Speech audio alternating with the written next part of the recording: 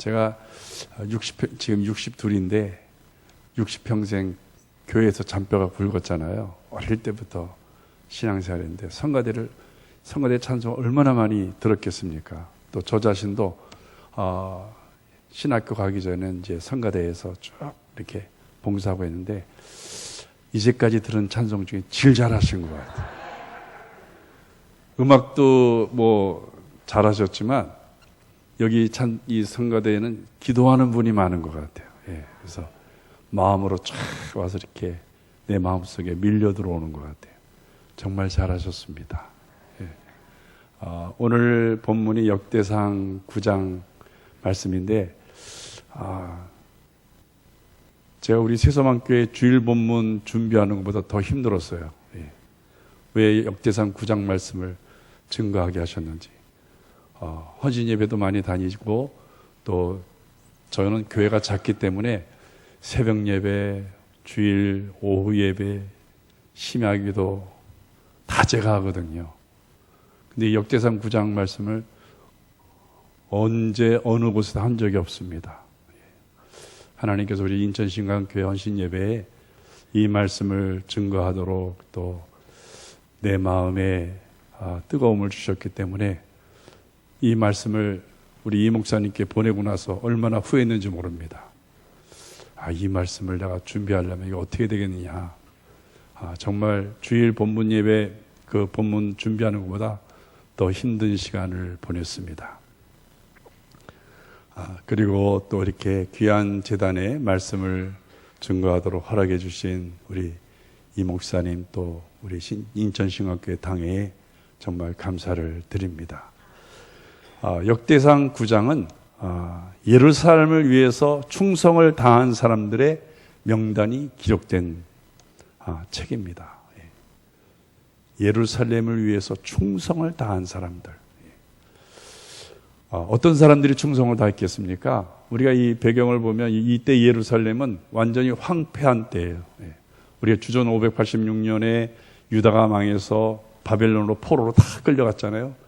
1차, 2차, 3차에 걸쳐서 끌려갔는데 그때 정말 지식인들, 기술자들, 돈 많은 부자들 주로 그냥 알짜배기만 다 끌려갔어요. 그리고 이 예루살렘에는 거의 농부들이라든지 정말 우리가 외모적으로 이야기할 때 하찮은 사람들만 다 남겨둔 거예요. 제가 정복자라도 그렇게 하지 않겠습니까? 그래서 예루살렘은 70여 년간 완전히 황폐해진 땅이 되어버렸어요. 그래서 예레미야 선지자가 70년 후에 돌아오리라 예언을 했는데 그 예언의 말씀대로 이제 페르시아의 고레스 왕의 명령에 의해서 이제 바벨론에서 예루살렘 귀환하는데 예루살렘이 완전히 황폐한 거예요. 와서 살 수가 없는 것입니다. 오늘 본문에도 이렇게 우리가 9장 다 읽으려고 하다가 이제 중요한 말씀만 읽었는데 예루살렘 귀환할 때도 다들 꽁무니를 빼는 거예요. 그 황폐한 땅에 가서 우리가 어떻게 사느냐. 그래서 자원을 받았습니다. 누가 먼저 갈래? 1절 보니까 제사장, 레위, 느디딤 사람들이 제일 먼저 자원을 했습니다.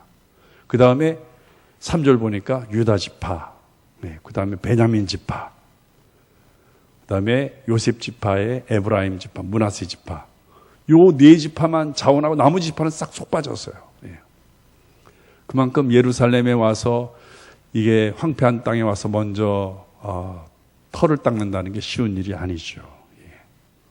그래서 이 제사장, 레위, 느디딤 사람들, 유다 지파, 베냐민 지파, 에브라임, 므낫세 이 네 지파가 털을 닦아서 그 다음에 다른 지파들이 와서 예루살렘에 와서 살게 된 것이죠.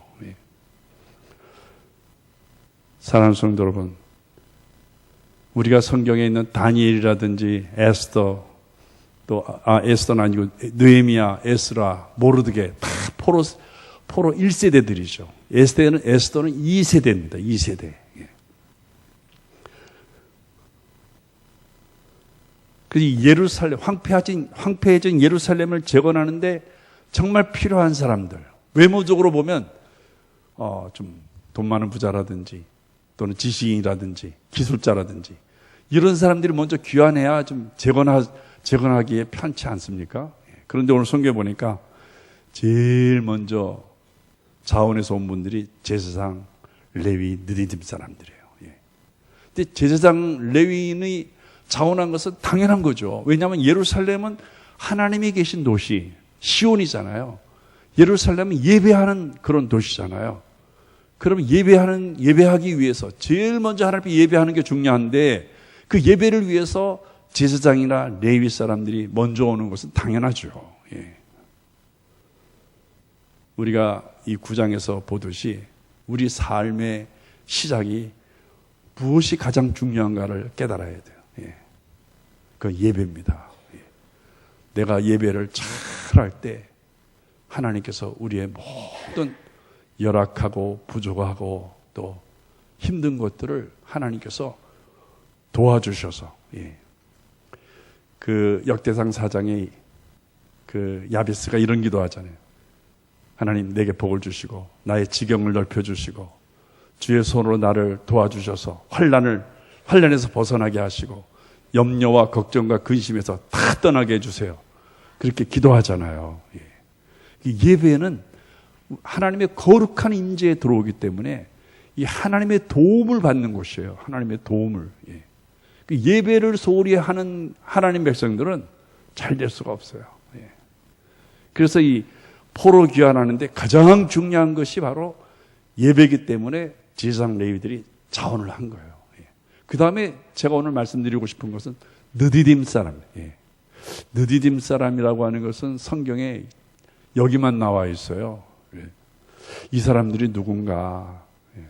여호수아서 9장 27절 보니까 여호수아가 기브온 사람들을 붙잡아다가 성전에서 예배드리는데 회중을 위해서 물 깃고 나무를 패는 일을 시킨 사람들이 있어요.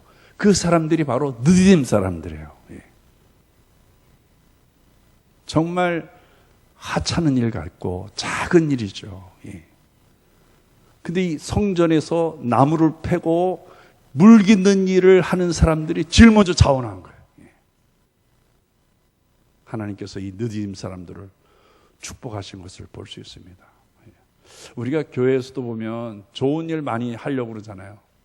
생색낼 수 있는 일, 이름 날릴 수 있는 일, 좀 이렇게 뽀다구질 수 있는 일, 그런 일들만 하려고 하는데 사실은 이 느디딤 사람들 같이 나무를 패고 물 깃는 작은 일. 하나님께서 우리 여전도회를 세워준 것은 이 교회 안에 이 작은 일을 하라고. 작은 일에 충성하는 사람을 하나님께서 기뻐하십니다. 그들을 잘되게 하시고 그들을 형통케 하시는 거예요. 요즘 우리가 물질 만능주의에 이렇게 살다 보니까 자꾸 이렇게 이름이 나는 일만 하려고 그래요. 그러다 보니까 교회에 많은 문제들이 발생하는 것을 볼 수 있습니다.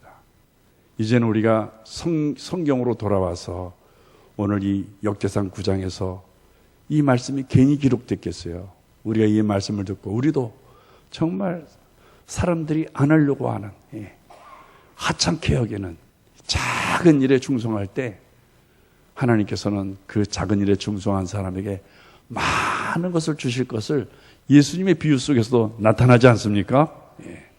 성도 여러분, 정말 예루살렘을 재건하는 데 필요한 사람은 기술자도 아니고 돈 많은 부자도 아니고 힘이 있는 권력가도 아니고 바로 나무를 패고 물 깃는 느디는 사람들. 그 사람들이 먼저 필요했음을 성경 우리에게 말씀해 주시고 있습니다. 우리 여전도회뿐만 아니라 오늘 오후 예배에 참여할 성도들 정말 귀하다고 생각합니다. 정말 이 오후는 하나님의 알짜배기, 천국에서 존귀함을 입을 알짜배기들만 모이는 거예요. 어차피 그럴 수밖에 없어요. 이 거룩한 임재 안에서 우리가 이 말씀을 나누는데 우리 모두가 다 느디딤 사람들이 되어야 돼요. 작은 일에 충성하는 그런 하나님 백성들이 되시길 주의 이름으로 축복합니다. 9장 3절에 보면 또 중요한 사람들이 나오는데 베냐민 사람들.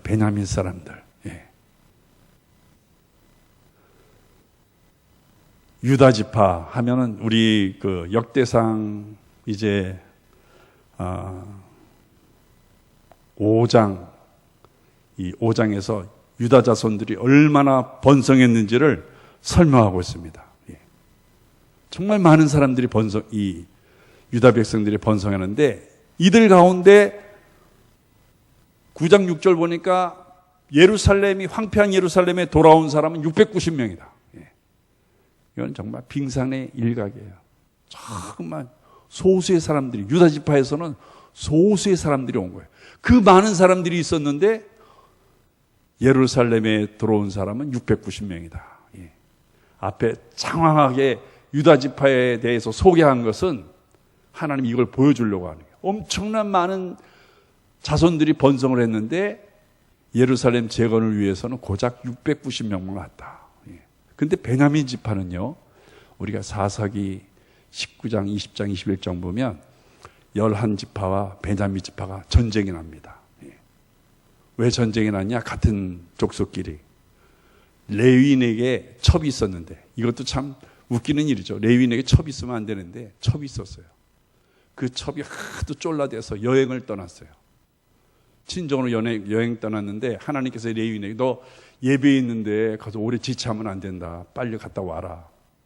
그래서 이 레위인이 하나님 말씀에 순종하는 사람이니까 그 친정집에 이틀도 머물지 못하고 하루만 머물고 왔거든요. 완전히 오다가 이 베냐민 지파의 그 깡패들을 만난 거예요. 비류들을 만난 거예요. 비류들이 첩을 내놓으라는 거예요. 그 묵은 여관 주인이, 야, 그러지 말고 손님인데, 이분들 레위 지파인데 너희들이 범하면 하나님께서 진도하지 않겠느냐. 그러지 말고 내 딸 줄 테니까 이분들은 빨리 보내자. 그랬더니 이 베냐민 비류들이 끝까지 레위인의 첩을, 아마 미인이었던 것 같아요. 그래서 윤관을 하죠. 아침에 보니까 죽었어요. 그 레위인이 너무나 화가 나니까 그 죽은 첩을 12조각을 내서, 원래 레위인은 각 지파에 다 있잖아요. 다 보냅니다. 그래서 이스라엘 사람들이 통탄하면서, 야, 우리가 베냐민을 공격하자. 공격했는데 첫 번째 실패하고 두 번째 실패했어요. 그래서 이스라엘 사람들이, 야, 이래서는 안 되겠다. 모든 사람들은 다 모여라. 그 전체가 모여서 베냐민을 이제 공격을 했는데 다 죽이고 600명만 났습니다. 베냐민 지파 600명만 남아요. 그 화를 좀 진정시키고 나니까 큰일 난 거예요. 베냐민 지파 한 지파가 사라지게 생겼어요. 야, 이거 하나님께 혼나겠다. 우리가 이 베냐민 지파가 좀 존속될 수 있도록 여자들을 좀 데려다 주자. 그래서 길르앗 땅에 가서 야베스 족속들의 젊은 처자 400명을 붙잡아 왔어요. 몰래 보쌈해 왔어요. 그리고 실로에 가서 춤추는 여자들 200명을 몰래 보쌈해 와서 베냐민 지파에게 줬어요. 그래서 베냐민 종족이 이제 번성하기 시작했는데, 뭐 600명부터 시작했으니까 뭐 얼마나 되겠어요. 숫자가 얼마 되지 않습니다. 근데 오늘 성경에 보니까 9장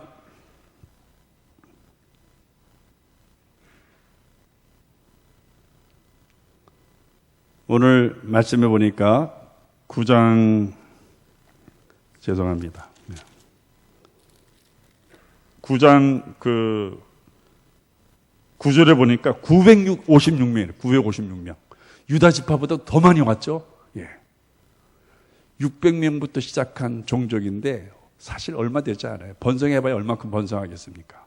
그러니까 사실 956명이 왔다는 건 거의 다 왔다는 거예요. 종족이 많은 유다 지파는 690명이고 종족이 얼마 되지 않는 베냐민 지파는 유다 지파보다도 더 많이 왔다는 것을 보여줘요. 사실 황폐한 예루살렘을 재건하는 것은 쉽지 않죠. 그런데 이 베냐민 지파가 하나님의 일을 위해서 이렇게 헌신하기 위해서 온 거죠.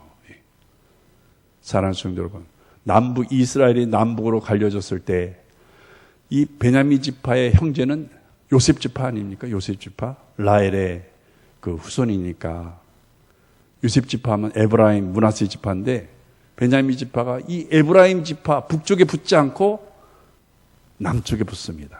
저는 어릴 때 항상 이게 이상했어요. 형을 따라가지 않고 왜 남쪽 유다에 붙었을까? 베냐민 지파는요, 자기가 살 땅을 선택해야 될 때 여호수아에 보니까 이 베냐민 지파는 저 북쪽 땅에 기업을 분배받았는데 남북이 갈라질 때는 유다 지파를 택했어요. 형제를 따라가지 않고 하나님의 뜻을 따랐습니다. 유다 지파를 택했어요. 왜? 예루살렘이 하나님이 계신 곳이니까. 그래서 이 베냐민 지파가 바로 유다 지파에 속한 거예요. 하나님께서 이 베냐민 지파 사람들을 예루살렘의 우두머리를 삼으셨다, 이렇게 말씀합니다. 오늘날 교회를 보면요, 사람들이 다 어떻게 따라가냐면 형제 따라가고 고향 사람 따라가고 하나님의 뜻을 따르는 사람들을 이렇게 찾아보기가 쉽지 않아요. 우리 성도들에게 있어서 이 인천신광교회는 하나님이 이 세상에 주신 나의 분기십니다. 친구 따라 다른 데 갈 수 없는 거예요. 또 뭐 형제 따라서 다른 데 갈 수 없는 거예요. 이거는 하나님께서 내게 주신 정말 기업 같은 하나님의 성전이에요. 뭐 죽음이 아니고서는 다른 데로 갈 수 없어요. 여기가 정말 좋습니다. 하나님이 내게 주신 귀한 성전입니다. 그리고 이 베냐민 지파 사람처럼 충성을 다하는 하나님의 사람들이 되어야 돼요. 혹여 내가 저 분당으로 이사 가야 되는데 어느 교회로 갈까 그런 생각이 있는 분이 있다면 아예 싹 지워버리세요. 분당 가도 인천신광교회, 또 저기 어디 뭐 동두천으로 가도 인천신광교회. 왜? 하나님이 내게 주신, 그 베냐민 지파를 하나님 그렇게 축복하시고 예루살렘의 우두머리로 삼으신 거예요. 요즘 현대인들은 너무 속이 들여다봐요. 아주 편한 데만 찾으러 다니고 힘든 데는 안 가려고 하고, 아주 그냥 누워서 떡 먹기식의 신앙생활을 하려고 해요. 하나님이 기뻐하지 않습니다. 내게 주신 기업에서 정말 베냐민 지파 느디즘 사람처럼 충성을 다하는 하나님의 사람들이 되어야 되는 것입니다. 그 다음에 오늘 또한 사람들은 이 고라 자손들이에요. 고라 자손들. 예루살렘 재건할 때 자원한 족속이 고라 자손입니다. 이미 말씀드린 대로 이 에브라임 지파, 므낫세 지파도 따라왔는데 워낙 숫자가 적어가지고 아예 성경에 소개하지도 않았어요. 너무 적게 따라와서. 적어도 유다 지파처럼 690명은 따라와야 돼요. 베냐민 지파는 전체 다 969명, 거의 뭐 전체가 따라올 정도로 따라와서 소개가 됐고, 또 소개가 된 사람들이 레위 지파 중에 고라 자손들이에요. 이 고라 자손들 우리가 하면 생각나죠? 모세가 이스라엘 백성들을 애굽에서 인도할 때에 모세에게 대든 사람이 고라죠. 너만 레위 지파냐? 나도 레위 지파다. 너만 우두머리 하지 말고 나도 너 좀 쉬어라. 내가 이 백성들을 인도하겠다. 그렇게 그냥 나선 사람이 고라예요. 그래서 하나님께서 야, 지팡이들을 다 갖고 와. 지팡이를 가져다가 성전에 뒀을 때 지팡이에서 싹이 난 지팡이가 아론의 지팡이 아닙니까? 그래서 하나님께서 택한 사람은 아론이다. 그래서 그 이후에 고라 자손의 3대를 멸합니다. 그런 아주 아픈 기억이 있어요. 그런데 이 고라 자손들이 그런 불명예를 벗어던지기 위해서 예루살렘이 폐허가 됐을 때, 기환할 때 제일 먼저 자원했습니다. 이 고라 자손들은 그 사건 이후에 성전 문지기가 됐어요. 우리 시편에 보면 고라의 시편 있잖아요. 고라의 시편. 아마 그 고라의 자손이 누굴까? 고라 자손이 시라 이렇게 되어 있는데 그 자손이 누굴까 생각할 때 오늘 33절에 이 찬송하는 자가 아닐까? 이름은 나와 있질 않아요. 이 찬송하는 자가 지은 시가 아니에요. 그게 84편이거든요. 성전 문지기로 하루 있는 것이 세상에 첫날 있는 것보다 좋다. 성도 여러분, 우리가 일주일 동안 세상에 살아가지만 6일 사는 것보다 이 성전에서 하루 동안 하나님 앞에 봉사하고 예배드리고 찬양하고 기도하고 이 얼마나 좋습니까?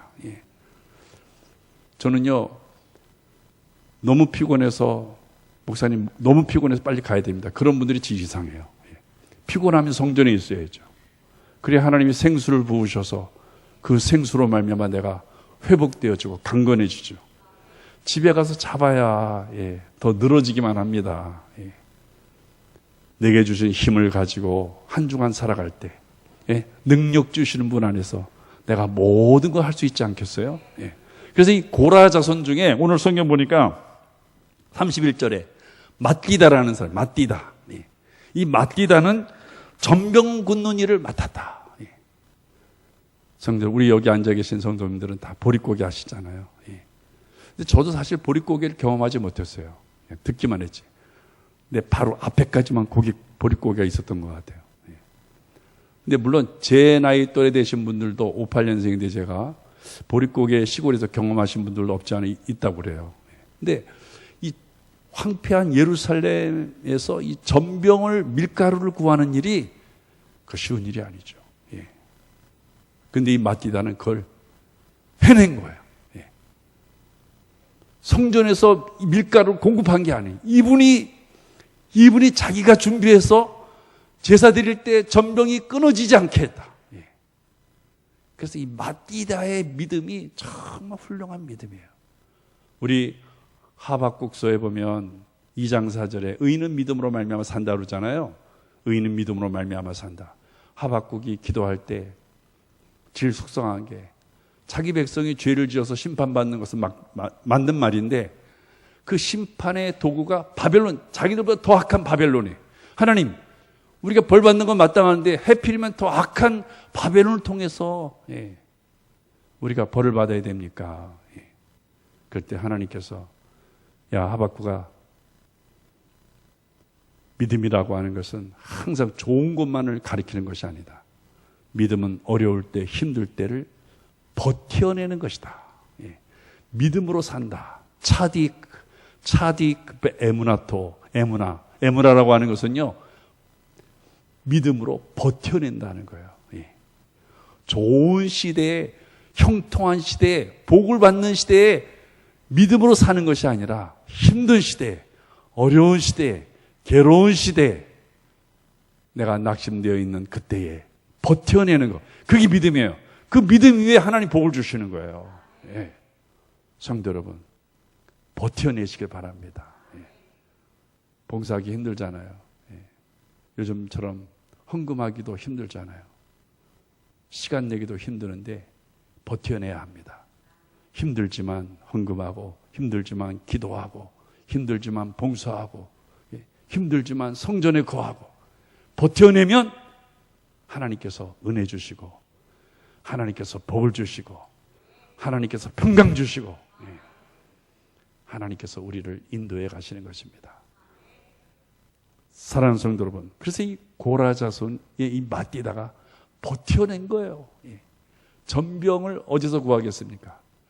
하여튼 어떻게든 구해서 예배를 지속시키도록 버텨낸 사람이 맞디다예요.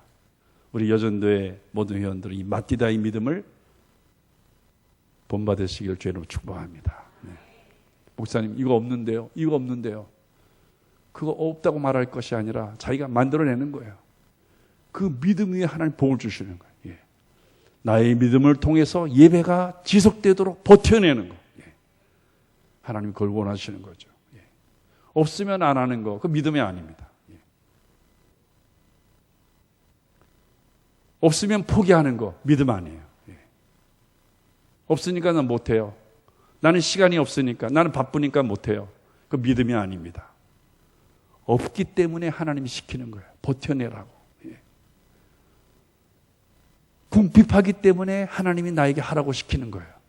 버텨내라고. 왜? 그래야 하나님이 내게 더 복을 주죠. 공평하신 하나님, 공의의 하나님이신데 내가 아무것도 안 했는데 하나님 내게 복을 주시는 것은 그 말이 안 되잖아요. 네가 가난한 거 안다. 네가 모자라는 거 안다. 네가 힘이 없는 거 안다. 그걸 한번 믿음으로 버텨보렴. 네가 버티면 내가 더 놀라운 일을 하겠다. 더 큰 일을 하겠다. 복락의 강물을 쏟아붓겠다. 그렇게 약속하시는 거죠. 믿음으로 버텨내시길 주의 이름으로 축복합니다. 사랑하는 성도 여러분, 그러면 우리가 오늘 말씀을 정리하면서 우리가 왜 느디딤 사람처럼 작은 일에 충성하고, 왜 우리가 베냐민 지파 사람들처럼 정말 그 힘든 예루살렘을 위해서 재건하는 일에 헌신해야 되고, 또 이 고라 자손 중에 마띠다라고 하는, 또 찬송하는 자라고 하는 이 사람들처럼 우리가 작은 일에 우리가 정말 충성해야 되는가? 왜 그래야 되는가? 사는 성도 여러분, 우리는 예수님을 받아들였기 때문에 그렇습니다. 영접하는 자, 그 이름 믿는 자들에게는 하나님의 자녀가 되는 권세를 주셨다. 예수를 받아들인 사람에게는 하나님의 자녀의 권세를 주셨어요. 우리가 작은 일에 충성해야 되는 일은 내가 예수님을 받아들였기 때문에, 예수를 받아들이지 않았다면 충성할 필요가 없어요. 예배드릴 필요가 없습니다. 그러나 내가 예수를 받아들였기 때문에 충성을 해야 되고, 예수를 받아들였기 때문에 예배를 드려야 되는 거예요. 사는 성도 여러분, 요한복음 4장에 보면 예수님이 피곤해서 야곱의 운무를 찾아갔습니다. 다른 운무를 찾아간 게 아니에요. 야곱의 운무를 찾아갔다고 말씀하고 있습니다. 야곱의 운무는 어떤 곳이냐면, 야곱이 엄마 형 에서가 에서 때문에 부모 곁을 떠나서 도망치다가 돌베개를 삼고 자던 곳이 있잖아요. 너무 무섭고 두려운데 하늘문이 열리는 것을 보잖아요. 거기서 사닥다리가, 천사들이 오르락내리락 내가 너와 함께한다, 하나님이 함께한다는 걸 보여줬잖아요. 야곱이 힘을 얻어서 하나님, 내가 정말 하나님을 나의 하나님으로 받아들이고 정말 여기 하나님의 성전을 세우고, 이제부터 하나님 내게 복을 주시는 것 중에 열의 하나를 내가 다 하나님께 내가 드리겠습니다. 그렇게 작정한 곳인데 거기에 하나님께서 야곱에게 운물을 파도록 하신 거예요. 거기는 물이 나지 않는 곳이에요. 그런데 거기서 물이 생기도록 하나님 기적을 베푸셨어요. 이제 내가 너와 함께하면 네가 어디로 가든지 이처럼 내가 기적을 베풀 것이다. 야곱의 운물을 허락하셨어요. 그 운물이 그리로 지나가는 모든 짐승들에게 물을 제공하고 상인들에게 물을 제공하는 그런 것이 운물이에요. 예수님이 너무 피곤하셔서 그 운물을 찾아가신 거예요. 우리 사람은요, 피곤하면 물을 마셔야 돼요. 요즘 신종 코로나 바이러스 때문에 우리 염려가 많죠. 근데 이 신종 코로나 바이러스 우한에서 발생됐잖아요. 왜 그러냐면 이 박쥐를, 이 동영상 보니까 박쥐를 구워 먹대요. 그리고 이 생쥐 새끼를 그 양념 같은 데 찍어서, 그 찍으면 이렇게 산 쥐새끼를 먹더라고요. 근데 바이러스는요, 어떻게 생기냐면, 레위기서에 보면 하나님께서 먹으라는 음식과 먹지 말라는 음식이 있어요. 바로 먹지 말라는 음식을 먹을 때 우리의 생명을 위협하는 바이러스가 생기네요. 이 바이러스의 특징은 우리 몸에 열을 막 내게 하는, 열을. 우리 몸의 체온이 38도인데 조금만 1도만 올라가도 위험합니다. 40도까지 가면 완전 생명의 위험이 오는 거예요. 모든 장기가 다 타버려요. 이 바이러스가 들어오면 열이 막 나는데, 이 열을 식히는 방법은 물을 많이 먹는 거죠. 치료 방법이 다른 게 아니에요. 내 열을 몸의 열을 식히는 거죠. 근데 이 바이러스가 어디서 나오냐면, 박쥐는 2000여 가지의 바이러스를 갖고 있대요. 근데도 죽질 않아요. 왜 그러냐면, 박쥐는 날 때 다른 새들은 바람을 이용해서 납니다. 날개짓을 별로 안 해요. 바람 타고 이렇게 날아가는 거예요. 근데 박쥐는 그거 못 해요. 바람을 이용할 수 없어요. 온전히 자기 힘으로 날아야 돼요. 그냥 날개짓을 해야 돼요. 그러니 몸에 얼마나 열이 많겠어요. 기본적으로 박쥐는 열이 많아요. 날개짓을 자기 힘으로 하기 때문에. 그래서 바이러스 들어와도 별 할 일이 없어요. 이미 열이 많이 있기 때문에 오히려 바이러스가 들어가서 죽어버려요. 그래서 2000여 가지의 바이러스가 있지만 박쥐는 사는 거예요. 그래서 제가 우리 아들한테, 야, 그럼 우리도 살려면 날개짓을 하자. 그랬더니 우리 아들이 막 웃어요. 왜 웃냐 그랬더니, 전철 아래서 사람들이 이거 하는 거 상상했대요. 전부 다. 우리 예배 드릴 때 우리 성도들이 다 함께 이렇게 하고 있으면 얼마나 웃겨요. 기본 열이 올라가는 거죠. 근데 하나님 우리 인간을 창조할 때는 38도의 적정 온도를 줬는데 온도가 올라가면 이 낮추는 길은 물을 마시는 거예요. 물을 많이 마시면 온도가 내려가는 거죠. 사랑하는 성도 여러분, 우리가 예수님을 받아들이는 것은 예수님께서 말씀하십니다. 그 우물가에 온 사마리아 여인에게 그러잖아요. 야, 이 물은 먹으면 또 목마르다. 내가 주는 너에게 주는 물은 영원히 목마르지 않는 생수다. 번역을요, 헬라말 번역을 우리나라 말이 없어요. 그래서 그냥 생수로 하고 생수라. 생수라는 건 특별한 물이다. 아무 데서나 구할 수 없는 물이다. 그런 뜻이에요. 생수가. 뭐 이 세상 천지에 어디 가도 구할 수 없는 물. 오직 예수님에게서만 나오는 물. 에스겔서 47장에 보니까 그 물이 성소에서 나오잖아요. 성소에서. 그 성소에서 이렇게 나오는데 그 물이 닿는 죽은 동물들은 다 살아납니다. 죽은 나무들 다 살아나고요. 마지막에 죽은 사람도, 죽은 뼈다귀들도 다 살아나죠. 성전에서 흘러나오는 생수. 예수님에게서 나오는 이 생수. 우리가 그 예수를 받아들였어요. 예수를 받아들인 사람에게 이 생수가 항상 있는 거예요. 충만한 거죠.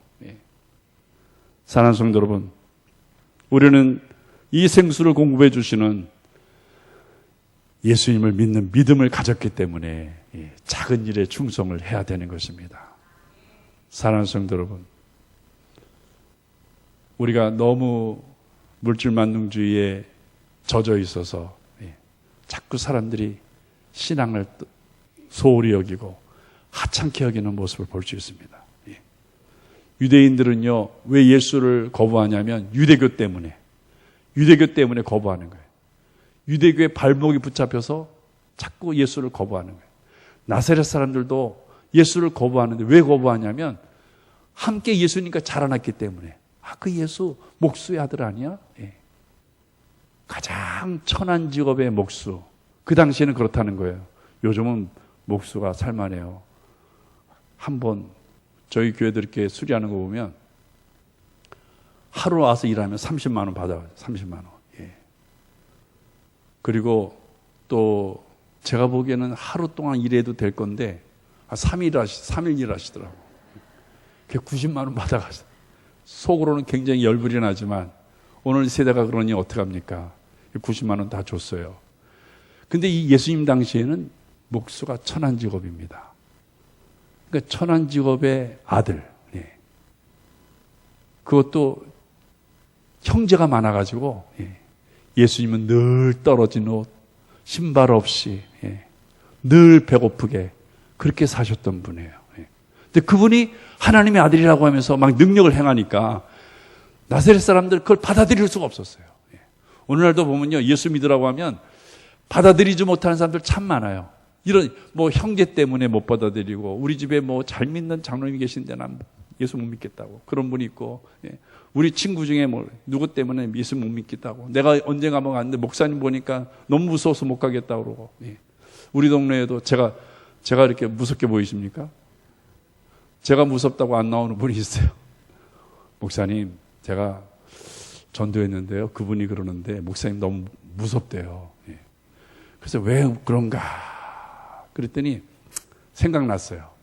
밤에 전화가 왔는데 십자가불 꺼달래요. 내가 다른 거 하라 그러면 뭐 쓰레기를 치우라든지 뭐 다른 일 시키면 내가 다 하겠는데 십자가불 꺼달라는 말에는 제가 동의를 못 하겠더라고요. 그래서 형제님, 제가 집에 커튼을 달아드리겠습니다. 아주 좋고 비싼 커튼을 갖다 달아드릴 테니까 십자가불을 끄라는 말은 하지 말아주세요. 그랬더니 싫대. 굳이 십자가를 꺼야 된대. 제가 못 끄겠다 그랬어요. 못 끄겠습니다. 그걸 끊어버렸거든요. 그랬더니 목사님 무섭대요. 아, 그래서 그렇구나.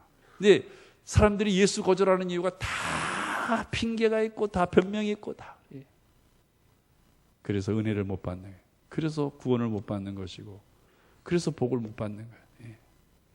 성도 여러분, 우리가 작은 일에 충성하는 것을 우리 삶의 변명으로 해서 하지 않는 거, 그거는 내게 있는 모든 것을 빼앗기는 행위예요. 주의를 할 때는 내 것에 변명을 하지 말아야 돼. 하나님이 다 알아요. 네가 그런 일이 있는 거 나도 안다.